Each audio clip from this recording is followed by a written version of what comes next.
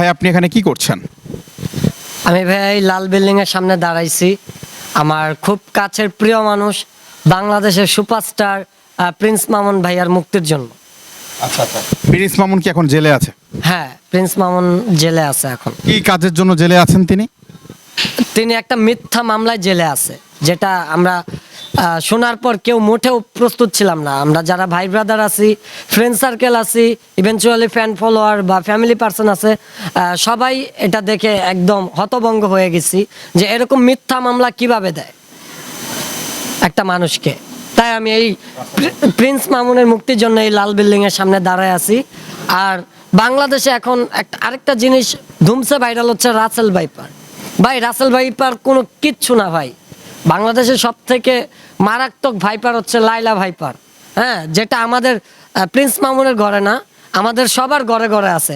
আমার ঘরে আছে, আপনার ঘরে আছে, হ্যাঁ আপনাদের ঘরে আছে।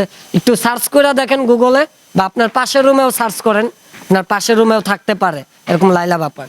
তো আমি আপনাদের উদ্দেশ্যে একটা মেসেজ দিতে চাই যে আপনারা এইসব লাইলা ভাইপার থেকে সতর্ক থাকবেন, এরকম মিথ্যা ছলনাময়ী কাছ থেকে সতর্ক থাকবেন।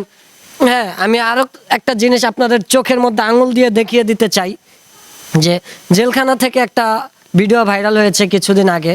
হ্যাঁ, সেখানে দেখা যাচ্ছে যে প্রিন্স মামুনের চুলগুলো ছোট। এটা দেখে লাইলাও দেখলাম যে কিছুদিন আগে একটা লাইভ করেছে বা ভিডিও করেছে, সেও তার প্রিন্স মামুনের চুল কেটে ফেলেছে, দেখে সেও তার চুল কেটে ফেলেছে। এটা কোন ধরনের নাটক চলতেছে আমি তো বুঝতেছি না ভাই। আপনি ধরা দিলেন জেলে, মিথ্যা মামলা দিলেন, এখন আপনি আবার কষ্ট পাচ্ছেন, আবার বলতেছেন চুল কাটতে। এতই কষ্ট তাহলে কেন জেলে রাখছেন? আমার ভাইরা মুক্তি দেন, প্রিন্স মামুনকে মুক্তি দেন। প্রিন্স মামুন শুধু স্টার না, টিকটক স্টার না, উনি বাংলাদেশের সুপারস্টার। হ্যাঁ, কিছুদিন আগে আমি হয়তো শাকিব খানের সাথে তুলনা করেছি। এখন প্রিন্স মামুন শুধু সুপারস্টার না, সে সামনে মেগা স্টারও হইতাছে বা হয়ে যাচ্ছে। ঠিক আছে, তো আপনারা সবাই দোয়া রাখবেন, আর আমার মতো সবাই প্রিন্স মামুনের মুক্তির জন্য সংগ্রাম করুন। Thank you.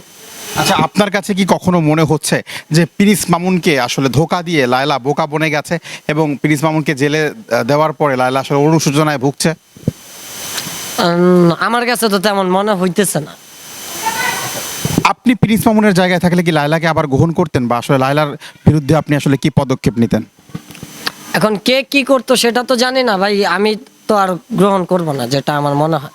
কারণ জুতা মেয়েরা গরু দানের তো মানে হয় না। প্রথমে আদর করবে, তারপর লাথি দিবে, লাথি দিয়ে সরি বলবে, এটার তো মানে নাই।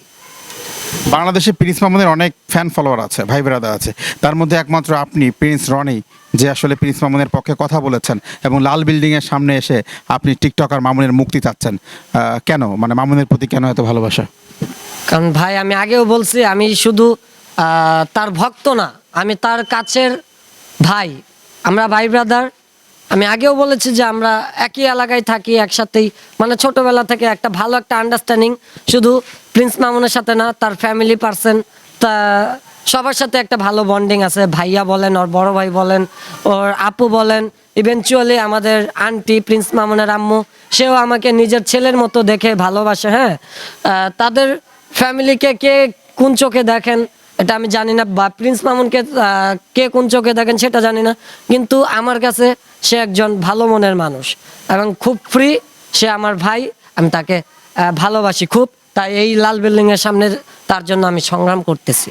আচ্ছা, আমরা লাইভে দেখতে পাচ্ছি একজন কমেন্টস করেছেন, প্রিন্স মামুন যখন জেলে রনি কেন খেলে, ওকেও লাল বিল্ডিং এর ভিতরে ঢোকায় দেওয়া হোক। এটা আপনি কি বলবেন?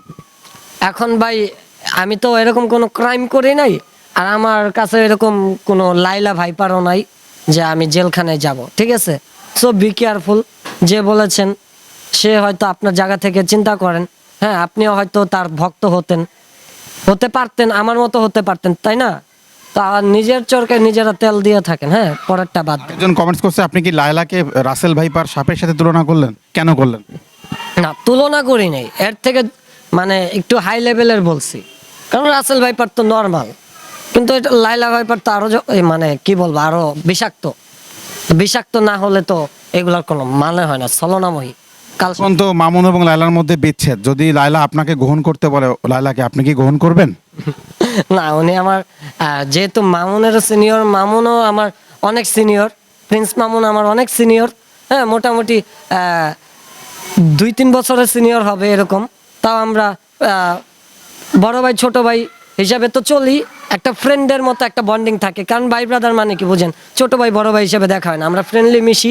যেহেতু লাইলা মামুনেরও বড়, তা আমার তো এখন এতটাও ছোট করলে হয় না, আমার আম্মুর বয়সী হবে এরকম।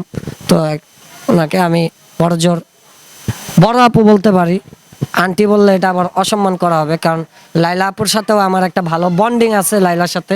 তো আমি এতটাও নিজ চোখে দেখবো না, কিন্তু তাও আমি বলতেছি যে লাইলা বা লাইলা আপুই বলি, যেহেতু আমার বড়, যে আপনি যে কাজগুলো করতেছেন এটা কিন্তু সমাজের সাথে যাচ্ছে না। সবাই আপনাকে নিয়ে অনেক হাসাহাসি করতেছে, আমারটা বাদই দেন, প্রিন্স মামুনেরটা বাদই দেন, আপনাকে কয়জন ভালো চোখে দেখতেছে এটা আপনি বলেন।